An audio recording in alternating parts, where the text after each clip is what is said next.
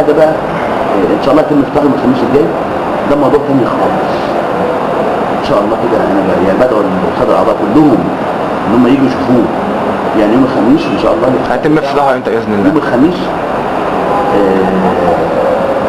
15 هيبقى 15 تقريبا 7 الساعه 9 الساعه 9 يجوا يتفرجوا على ناديهم بقى عامل ازاي. في حضور المهندس حسن صقر. لو ما حضرش فهيبقى عامل لان هو في المغرب حاليا. لو ما رجعش مصر، هو حاليا في المغرب، ما رجعش مصر هيبقى عامل طب سياده المحافظ هيجي يفتتحه ان شاء الله باذن الله. وهيجي رجال سياسه كتير يعني ورجال دين كمان. المبنى ده اتعمل بقالنا مده طويله بنبني فيه، كان في مشاكل مع المقاول بتاعه وكان مطروح عن طريق وزاره الاسكان. كان المجلس القومي بيدفع تكاليفه، في مشاكل مع المقاول ما كملوش. الاسكان سحبت العمليه من المقاول، واحنا قلنا لهم هاتوا بقى العمليه، احنا هنكمل صرف عليه، واحنا هنسنده طبعا عن طريق الاسكان برضه لمقاول تاني. يعني فعلا جبنا مقاول تاني برضه اتعملت مناقصه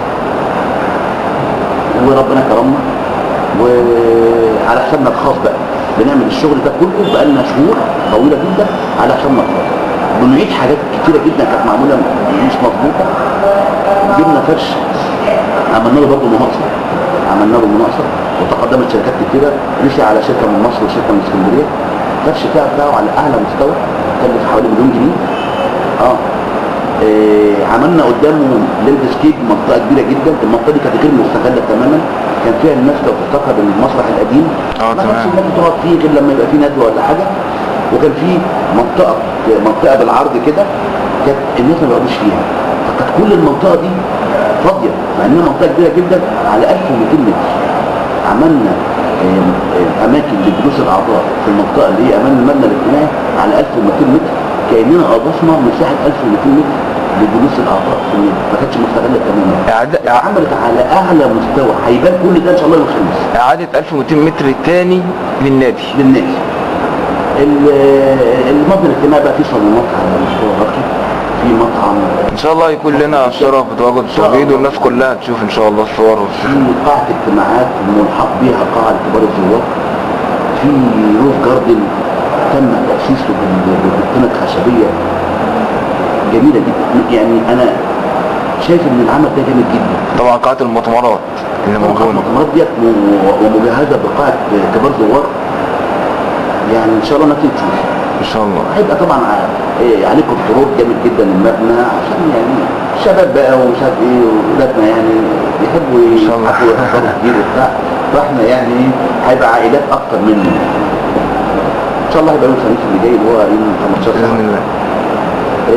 حمام السباحه طبعا الاولمبي خلاص خلصنا منه، حدقناه وفطرناه حديقه الفيروز.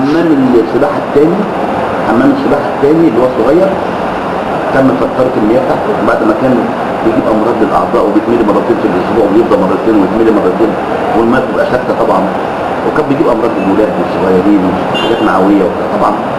ميه بينزل فيها كل يوم 1000 واحد، بتقعد يومين ثلاثه هي ما بتغيرش، لازم تجيبها. فطرناه ووضبنا القعده بتاعته، عملنا في مطعم ايطالي جامد جدا برضه جميل يعني شغال برضه المطعم ده شغال. المغطاه بقى ديت حديث المدينه يعني. دي كانت اهم حاجه. طبعا احنا عشان انا ما عنديش توسعات افقيه، فاتعمل بنظام جديد، اتعمل دورين، سواء مغطاه دور ارضي ودور علوي اللي هو فيه الملعب الرئيسي. الدور الارضي فيه العاب كل الاعضاء، جودو وتايكوندو وكاراتيه وجمباز، كله رفع اثقال وحديد وملاكمه كله تحت. شبيهه بصاله ايه؟ لا مش شبيهه بصاله خالص، لان الصالات كلها عباره عن ملعب ومدرجات. الملعب الرئيسي اللي هو المدرجات السينما غطاء كام؟ تاخد كام؟ لا هي مش كبيره، احنا كنا الاول الرسمه اللي كانت جايه كانت هتبقى مدرجات متحركه. تمام. بعد التقديم من ربنا قدرنا نعمل فيها مدرجات. والالعاب تحت فيها كل الالعاب. خلاص انا كده هبدا اعمل توسعات راسيه بقى، لان انا افقيا خلاص تاني. بالنسبه للفتره الجماليزم الاصليه في النادي اللي هي كانت فتره الجماليزم تحت وجنبها ملعب سكواش وفيها غرفه تغيير ملابس بتاعت السكواش والتنس، كان في بس مشكله يعني فيها مع المستاجر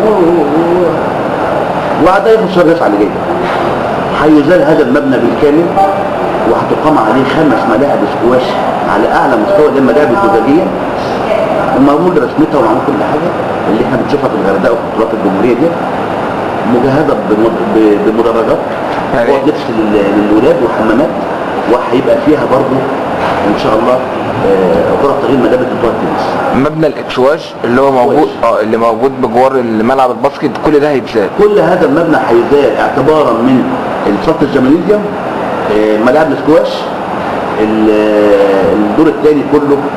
انما ملعب الباسكت هيكون متواجد زي ما هو. زي ما هو ملعب الباسكت ده ملعب تدريبي، انما هيتعمل مجمع سكواش مرسوم وموجود. كنا بس مستنيين المشكله اللي تخلص مع الجماليزيوم، وهو خلاص اتحلت النفسيه ان العادي بتاعه هيخلص في شهر 9 وهنهده، في خلال 6 اشهر ان شاء الله من هده هيكون تمام يعني خلصان يعني.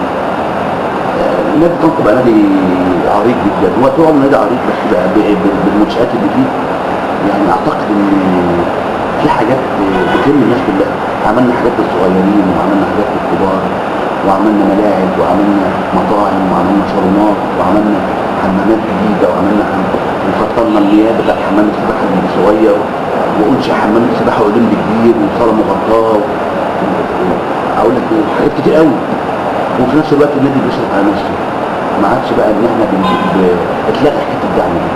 كان زمان المحافظه تدينا مثلا 150,000 جنيه في السنه، نقدر ناخد من المجلس الاعلى مثلا المجلس القومي 100,000 جنيه